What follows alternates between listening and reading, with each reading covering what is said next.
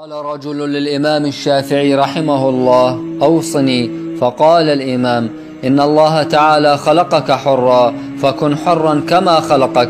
بعض الخلق إذا نجاهم الله من عبودية الخلق وقيد الاستبداد صنعوا لأنفسهم قيودا يلبسونها وأصناما يعبدونها، كما فعل قوم موسى عليه السلام بعد إذ نجاهم الله من الطاغية فرعون.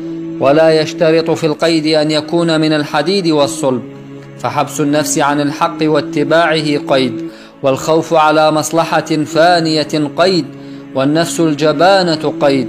والأصنام لا تقتصر على الجبس والحجر والطاغوت، فالهوى واتباعه صنم، وقولة الباطل والتزامه صنم، والكذب وانتهاجه صنم. الحر حر ولو كان القيد في معصمه محكم، والجبان الدنيء مستعبد ولو ساح في الأرض.